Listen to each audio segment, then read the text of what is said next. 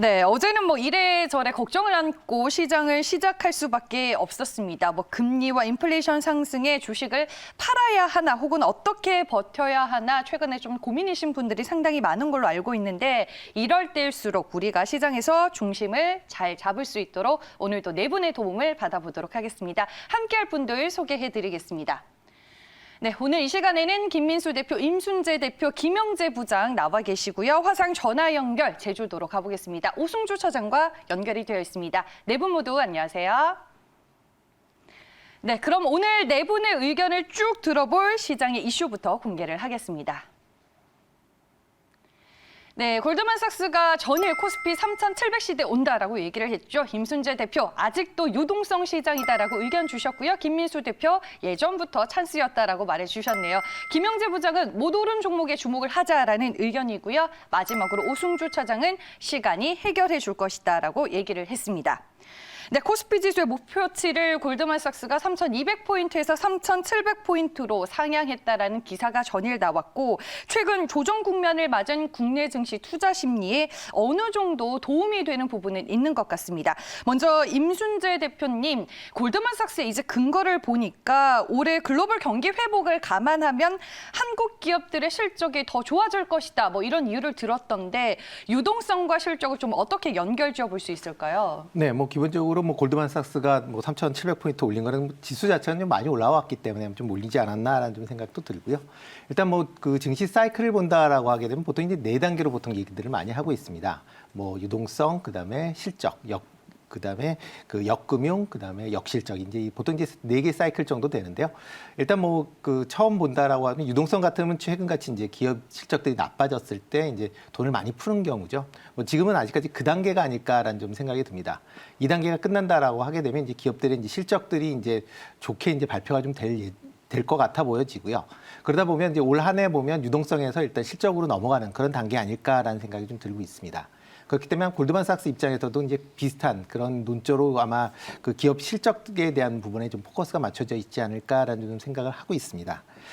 이렇게 이제 실적 장세가 된다라고 하게 되면 이제 기업의 실적이 진짜 좋아지는 그런 업종으로 조금 관심 있게 좀 봐야 되지 않을까라는 좀 생각이 들고요.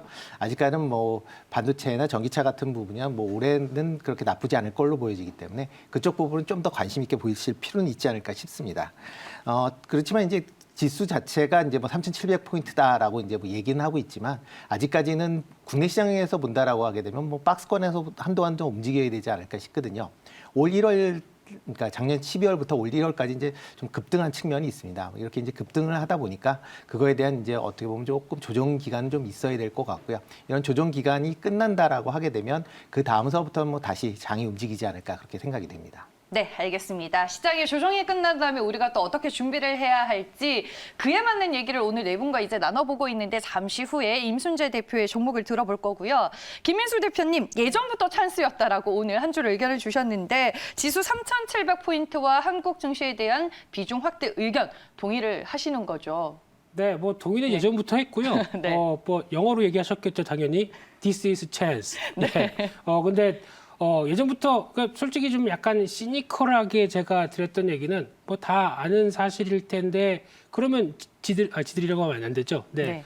본인들은 왜 안 살까? 이게 가장 큰 해답이겠죠. 그렇게 좋으면은 국내 주식도 사줘야 되는데 일단 관망을 하고 있다는 얘기는 여기서 쉽게 말씀드리면 트리거가 어디서 발생하느냐 이게 가장 중요할 걸로 보여지고 있는데 일단 최근에 어제 같은 경우도 달러와 추이를 보게 되면 인덱스 기준으로 90대가 이탈했다가 다시 올라옵니다. 그만큼 아직 달러화에 대해서 이제 본격적으로 90대가 이탈해서 약세로 가는 국면들이 충분히 나오면서 외국인들이 베팅하면서 나올 수 있는 변화 이쪽을 생각을 하고 있는데 그게 현실화돼야 되는 거겠죠. 그러다 보니까 일단 외국인들이 복귀하는 흐름들과 함께 나올 가능성은 생각을 해봐야 될 것 같은데 근데 여기서 더 중요한 부분들은 일단 보고서에서 나왔듯이 이제 주가 즉 EPS라고 하는 실적 흐름들이 상향시키면서 올해 한 59% 증가할 걸로 지금 얘기가 되는데 그러면 이제 더 중요한 거는 주가는 이제 EPS와 PER, 그러니까 즉 멀티플이죠. 이게 같이 더 곱해지면서 나온다고 하게 되면 이 PER과 관련된 우리나라에 대한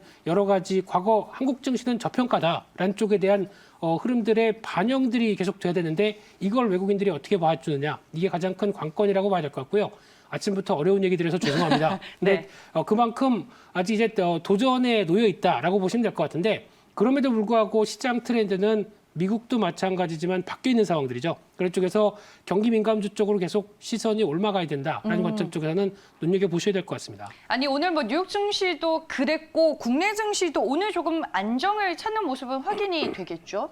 네, 네. 일단 근데 아직 그 10년물 국채 수익률을 보게 되면 떨어지는 듯 하다가도 또 아직 거기서 멈칫하고 있는 상황들인데 네.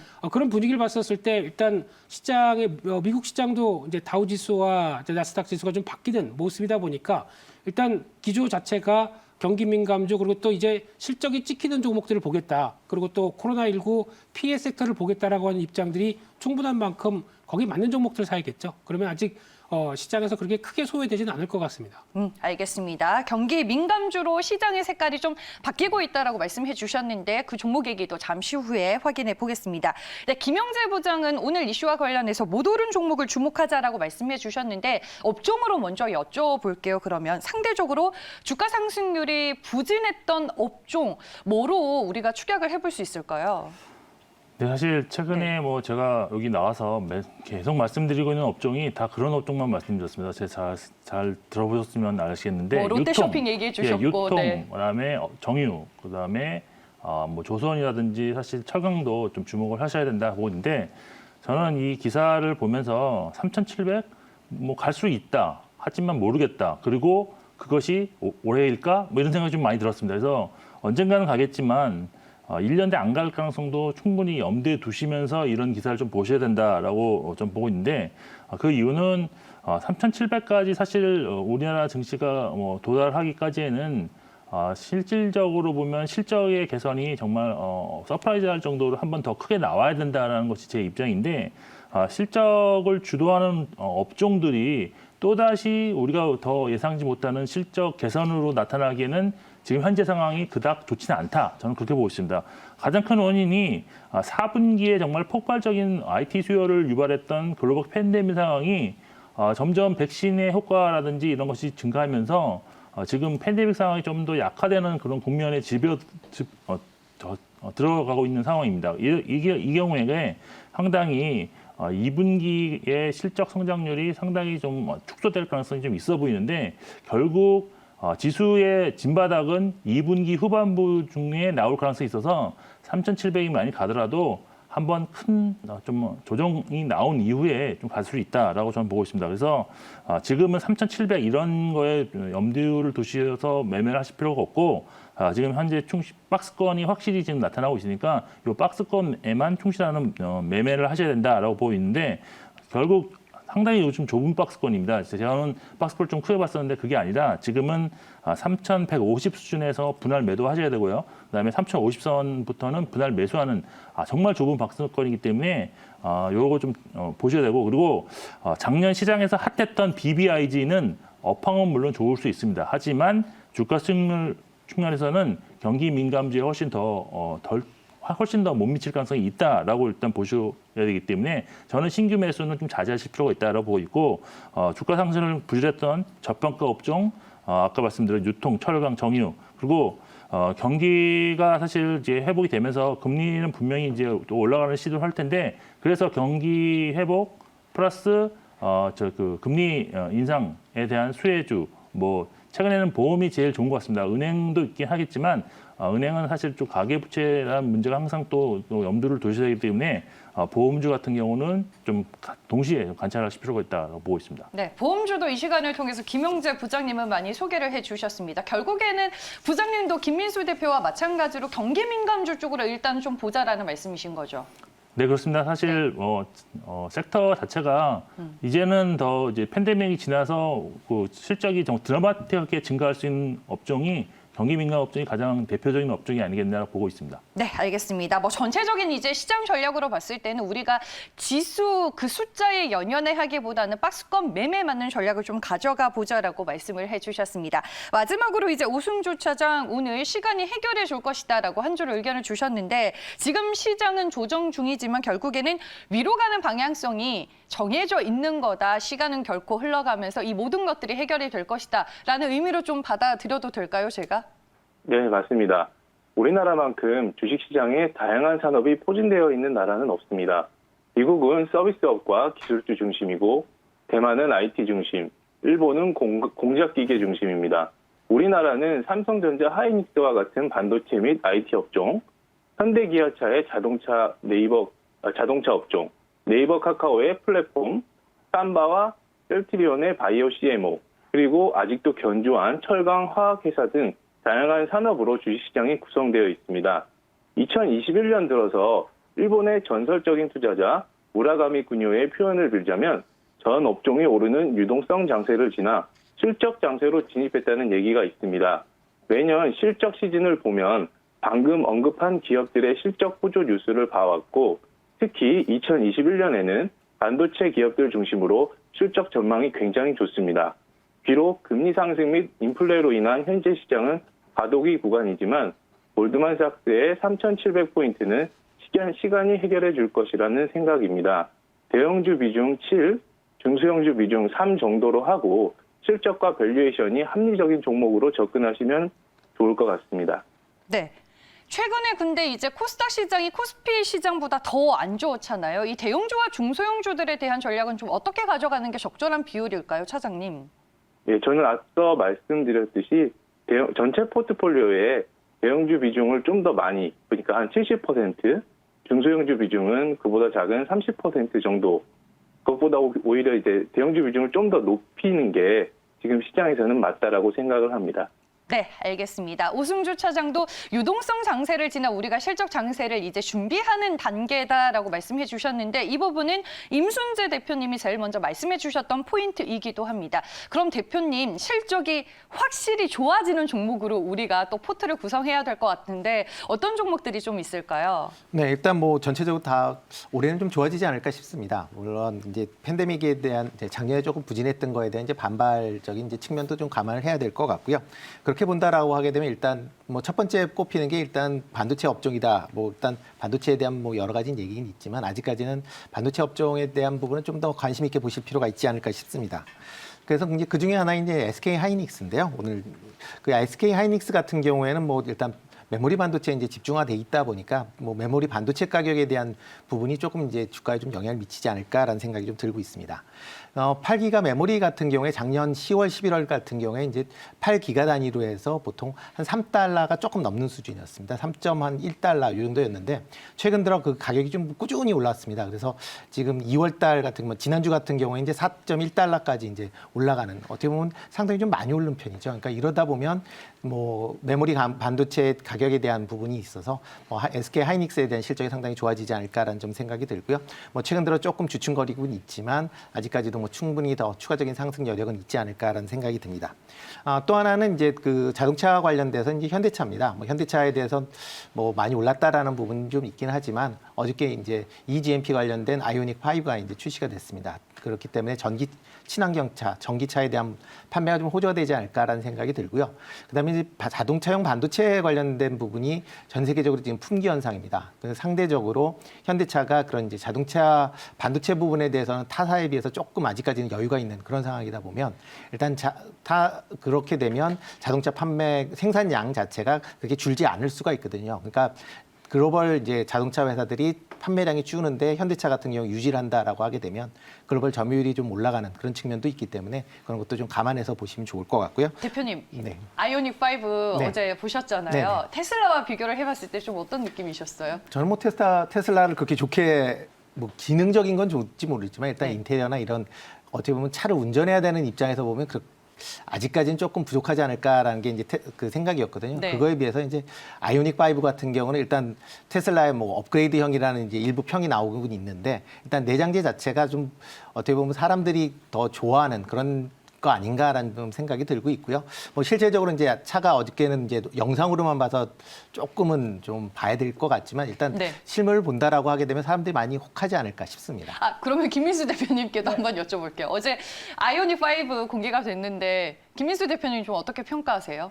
주주 할인 없나요? 네. 있으면 저는 살 겁니다. 사는데 매장 가서 조금 더 보고요. 네. 살 건데 이제 가장 큰 관건은 와이프죠. 네, 반대하면 못 삽니다. 네, 저는 사고 싶습니다. 네. 알겠습니다. 뭐 주문을 해도 우리가 한참 뒤에 좀 차를 받을 수 있을 것 같기는 한데 저도 매장에 가서 한번 실물을 보고 싶다라는 생각은 드는 것 같습니다. 종목 얘기 다시 들어볼게요. 제가 3,000% 빠졌네요. 네. 네, 그리고 이제 마지막으로 이제 네이버입니다. 네이버 같은 경우에 이제 지금 뭐 많이 오르긴 했는데 일단 플랫폼이 좀 다양화되고 있습니다. 다양화되다 보니까 그 뭐 요즘 이제 웹소설이나 이제 메타버스 같은 경우로 이제 지금 많이 좀 확대가 되고 있는 상황이고요. 최근 들어 이제 금융 관련된 부분이 좀 많이 늘어나고 있습니다. 네이버 같은 경우에 뭐 일본의 이제 라인 같은 경우에 라인뱅크를 지금 추진하고 있는 상황이고요. 그 네이버 페이도 이제 후불 결제가 이제 시작이 된다라고 하게 되면 관련 부분이 조금 더 각광이 받지 않을까라는 생각이 들고요. 특히 이제 쿠팡 상장에 관련돼서 이제 이커머스 관련된 부분이 조금 재평가되어야 되지 않을까라는 생각이 들고 있습니다. 어차피 지금 온라인 측면에서 보면 네이버가 이제 시장 1위인데 지금 뭐 쿠팡 같은 경우도 그 뭐 2위긴 하지만 뭐 55조의 그 시장 가치를 인정을 받는다라고 하는데 네이버 같은 경우는 지금 이커머스 부분 한 17조 정도밖에 이제 뭐 평가를 못 받고 있는 그런 상황이거든요. 관련된 부분이 아마 다시 재평가된다라고 하게 되면 뭐 네이버는 뭐 충분히 지금보다는 더 상승 여력은 있지 않을까 싶습니다. 네, 알겠습니다. SK하이닉스와 현대차, 네이버 이렇게 세 종목을 꼽아주셨고요. 김민수 대표님 경기 민감주 내서 종목 골라주실 거죠? 네, 원래 중소형주 좋아하던데 네. 그냥 오늘은 대형주로 골라봤습니다. 근데 일단 돈 되는 건 다 해야죠. 뭐 중소형주나 대형주나 다 네. 똑같다고 생각되고 있는데 먼저 말씀드리고 싶은 종목이 LG이노텍인데요. 주가는 많이 올랐습니다. 하지만 최근 들어서 광학 부분에 한 5,500억 정도 투자할 정도면 과연 뭘 보고 있느냐라는 관점인데 그러면 애플의 아이폰이 매출 비중을 60% 차지하다 보니까 아이폰 13 여기서도 상당히 어떤 변화된 쪽에 변화를 이끌 걸로 보여지고 있고요. 전장 부품 그리고 또 최근에 얘기하는 메타버스죠. 이쪽에 대해서도 카메라의 비중이 중요성이 상당히 중요하다라고 하게 되면 이에 따른 변화가 실적을 이끌 걸로 보여지고 있고 두 번째는 SK이노베이션입니다. 지금 배터리 2차 전지 3사 별로 안 좋은데 네. SK이노베이션을 최선으로 말씀드린 거는 일단 뒤에 정유가 있죠. 게다가 2차 전지 쪽에서 화재가 안 나는 대표적인 쪽이 SK이노베이션이다. 이번에 아이오닉5도 LG ES에서 바꿨습니다. 그러다 보니까 이에 따른 부가까지 생각한다라고 하게 되면 좀 더 변화가 나오지 않을까라는 기대감에 두 종목을 말씀드리겠습니다. 네, 알겠습니다. LG이노텍과 SK이노베이션이었습니다. 김영재 부장님은 이제 업종으로 힌트를 좀 많이 주셨는데 어떤 종목인지 종목 얘기 빠르게 들어볼게요. 네, 일단 뭐 롯데쇼핑은 제가 제일 선호하는 종목인데 일단 네. 구조적인 일단 실적 턴어라운드 여기에 이제 중국의 디스카운트가 이제 프리미엄으로 바뀔 가능성이 상당히 높아질 수 있다 이런 점도 있고 또 PBR 0.35배인데 0.5배까지 충분히 상승 가능하다 보고 있고요. 그다음에 이제 포스코인데요. 사실 조선이라든지 철강주는 경기 회복에서 상당히 늦게 좀 발동이 걸리는 종목들입니다. 아무래도 가장 그쪽까지 혜택이 오려면 제일 나중에 오는 그런 종목들인데 그래서 지금은 그냥 주가가 좀 회복하는 단계 정도에 있기 때문에 앞으로도 주가 상승 여력은 좀 많이 남아 있다라고 있고 이것도 사실 포스코 같은 경우도 올해 지금 PBR이 0.5배 수준인데요. 그리고 PER도 9배 미만에서 지금 올해 형성되고 있습니다. 그래서 이것도 저평가에 좀 주목하자. 그리고 세 번째 종목은 S오일입니다. 저번에도 한번 말씀드리긴 했는데 사실 정유주 같은 경우가 이제 곧이어 이제 친환경 에너지 시대로 이제 곧 도래할 텐데 그 사이에서 좀 과도기 특수를 기대할 수 있는 부분이 있습니다. 사실 최근에 제일 가장 핫한 그런 업종이 저는 IT에서 LCD라고 보고 있는데 거기서 가장 중요한 것은 OLED로 가기 이전에 지금 LCD를 좀 투자를 안 해놓은 상태에서 지금 LDI라고 비메모리 반도체가 지금 쇼티지가 났습니다. 그래서 지금 오히려 LCD가 그래서 공급 부족에 따른 지금 특수를 노리고 있는데 S오일도 이런 그 정유주도 이런 식으로 좀 과도기 좀 특수를 기대할 수 있고 유가 지속 시 수요가 예상되는 만큼 꾸준한 관심이 필요하다. 그리고 마지막으로 한화생명인데요. 한화생명은 뭐 금리 인상에 따라서 수요가 기대되기 때문에 약간 지수와 좀 반대로 갈 가능성이 있습니다. 그래서 금리 인상 시기를 대비해서 인버스 같은 거 사지 마시고 오히려 이런 종목을 좀 꾸준히 매수하면 좋다라고 보이는데 그렇지만 현재 단기적으로 봤을 때는 기준금리가 단기적으로 인상될 가능성은 없기 때문에 인상 전까지는 그냥 박스권 매매해서 제가 보기엔 한 3,600원 수준에서 매도, 한 3,000원 선에서 다시 매수 이런 박스권 전략으로 대응하신다면 충분히 수익을 낼 수 있다라고 보고 있습니다. 네, 알겠습니다. 마지막으로 오승주 차장의 종목입니다. 시장에서 어떤 종목 좋게 보고 계세요? 예, 먼저 삼성전자 우선주입니다. 현재 시장에서 올라가는 게 있다면 국채금리, 구리와 같은 원자재 가격, 곡물 가격, 그리고 반도체 가격입니다. 연일 메모리 가격은 상승 중에 있고 메모리 빅사이클은 시작되었다는 의견이 많습니다. 그리고 4차 산업혁명에 따른 파운드리 수요는 견조하여 삼성전자의 파운드리 점유율은 구조적으로 성장을 예상하고 있습니다. 하이닉스도 좋지만 파운드리가 있고 연 3% 이상의 분기 배당을 지급하는 삼성전자 우선주를 전체 포트에 꼭 편입하면 좋을 것 같다는 생각이고요. 그리고 다음으로 삼양 패키징입니다. 삼양 패키징은 우리의 마실거리에 큰 역할을 하는 기업입니다. 음료수 페트병 생산과 아세틱 음료 충전 OEM 두 가지 사업을 영위하고 있습니다. 그동안 삼양 패키징은 시장에서 페트병 사업의 이익 비중이 높아 화학회사로 인정받아 왔습니다. 하지만 이제는 아세틱 사업부 이익이 전체 매출 및 영업이익에서 50%를 넘어섬에 따라 점차 이익 구조가 안정화되면서 밸류에이션 재평가를 받을 시기가 도래되었습니다. 현재 밸류에이션은 올해 이익 기준 PER 6배 수준이고 배당 수익률도 4% 후반 수준이라 향후 주가 재평가를 기대합니다. 네, 알겠습니다. 오늘 종목이 참 많이 나왔습니다. 시장이 흔들릴 때마다 최대한 덜 후회하고 우리가 차분하게 시장에 대응할 수 있도록 네 분의 의견을 소중하게 들어봤고요. 내일 또 만나 뵙겠습니다. 오늘 말씀 고맙습니다.